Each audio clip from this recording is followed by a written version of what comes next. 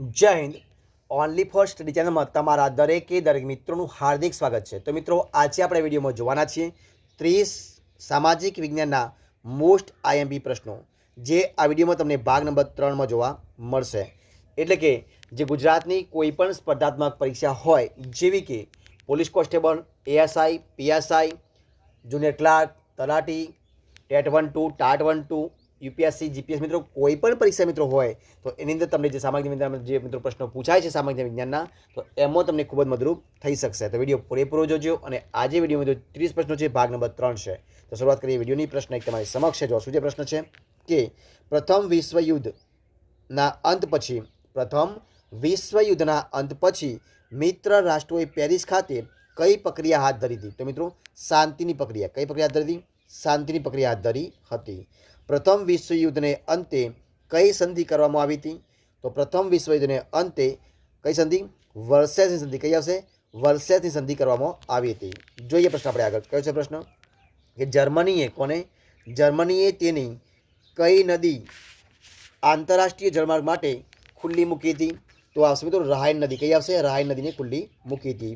કયું મોટું રાષ્ટ્ર રાષ્ટ્રસંઘમાં જોડાયું નહીં? તો આવશે અમેરિકા. કોણ? અમેરિકા જોડાયું નહોતું.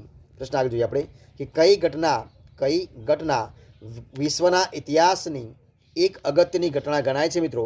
તો જે બોલ્શેવિકની ક્રાંતિ થઈ, જે બોલ્શેવિકની ક્રાંતિ થઈ, એ બોલ્શેવિક ક્રાંતિ એ વિશ્વના ઇતિહાસની ઘટના ગણવામાં આવે છે. એ સમયની રશિયાના બધા જ જાર રાજાઓ કેવું શાસન ભોગવતા હતા?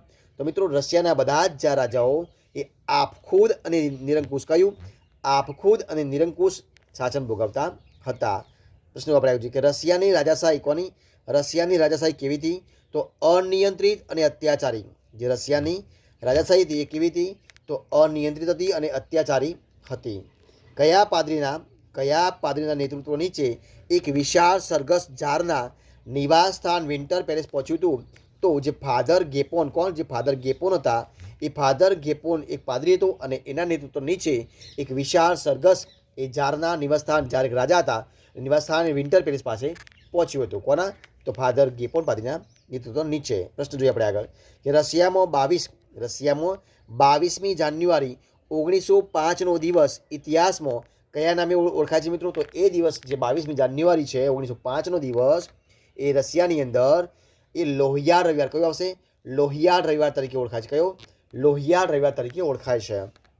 પ્રશ્ન આગળ કયો છે પ્રશ્ન છે? પ્રશ્ન કે ઈસવીસન 1904-5માં રશિયા અને જાપાન વચ્ચે થયેલા યુદ્ધમાં કોની હાર થઈ હતી? તો મિત્રો, એમાં થઈ હતી હાર રશિયાની. કોની હાર થઈ હતી? રશિયાની હાર થઈ હતી. નાનકડા રાષ્ટ્રે જાપાનને વિશાળકાય રશિયાને આપેલી હારથી શું થતું થયું હતું? તો નાનકડા રાષ્ટ્ર જાપાને વિશાળકાય રશિયાને આપેલી હારથી એ જારશાહીની નબળાઈઓ. કોની? જે જારશાહીની નબળાઈઓ હતો એ નબળાઈઓ દેખાઈ આવી, એટલે કે છતી થઈ હતી. ત્યારબાદ રશિયાની ધારાસભા, જેવું નામ રશિયાની ધારાસભા કયા નામે ઓળખાતી મિત્રો? તો રશિયાની જે ધારાસભા છે એને ડુમા કયા નામે ઓળખાય છે? ડુમા તરીકે ઓળખાતી હતી. કયા નામે? ડુમા નામે ઓળખાતી હતી. જે પ્રશ્ન આપણે આગળ કે જારશાહીના પતન બાદ કોના નેતૃત્વવાળા મેન્સેવિક પક્ષના હાથમાં સત્તા આવી હતી? તો કેરેન્સ્કીના. કોના? જે કેરેન્સ્કીના હાથમાં સત્તા આવી હતી. કોના? તો જારશાહીના પતન બાદ. બરોબર છે. ત્યારબાદ જોઈએ પ્રશ્ન આપણે આગળ કે જારશાહીના પતન બાદ રશિયામાં કયા પક્ષના હાથમાં સત્તા આવી? તો મેન્સેવિક પક્ષ. કયો? એટલે જે એક લઘુમતી પક્ષ છે, મેન્સેવિક પક્ષ એટલે કે લઘુમતી પક્ષ છે, એના હાથમાં સત્તા આવી હતી. લેનિને કોની વિચારસરણીમાં માનતો હતો? તો મિત્રો, એ સમય જે લેનિન હતો એ લેનિન કાર્લ માર્ક્સની. કોની? કાર્લ માર્ક્સની વિચારસરણીમાં માનતો હતો. કોની? કાર્લ માર્ક્સની વિચારસરણીમાં માનતો હતો. કોની? કાર્લ માર્ક્સની.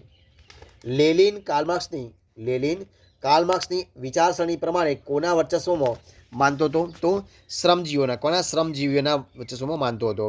નવેમ્બર 1917માં રશિયામાં કોણે ક્રાંતિ કરી હતી? તો મિત્રો, નવેમ્બર 1917ની અંદર જે લેનિન છે એ લેનિને ક્રાંતિ કરી હતી. પ્રશ્ન જોઈએ આપણે આગળ કે લેનિને કરેલી ક્રાંતિ કઈ ક્રાંતિ તરીકે ઓળખાય છે? તો સમાજવાદી બોલ્શેવિક ક્રાંતિ. કઈ આવશે? સમાજવાદી બોલ્શેવિક ક્રાંતિ તરીકે ઓળખાય છે. અમેરિકાના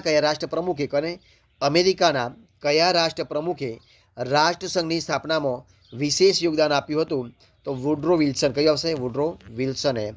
આગળ પ્રશ્ન જોઈએ કે 10 જાન્યુઆરી 1920ના દિવસે 10મી જાન્યુઆરી 1920ના દિવસે કઈ આંતરરાષ્ટ્રીય સંસ્થાની સ્થાપના થઈ હતી? તો રાષ્ટ્રસંઘ એટલે કે ધ લીગસ ઓફ નેશન્સ કે રાષ્ટ્રસંઘની સ્થાપના થઈ હતી, ધ લીગસ ઓફ નેશન્સની. પ્રશ્ન આપણે આગળ જોઈએ કે પ્રથમ વિશ્વયુદ્ધ પછી કયું? પ્રથમ વિશ્વયુદ્ધ પછી કેટલાક રાષ્ટ્રોમાં કયા પ્રકારની સરકારનો ઉદય થયો હતો? તો આવશે મિત્રો સરમુખત્યારશાહી. કઈ આવશે? સરમુખત્યારશાહી.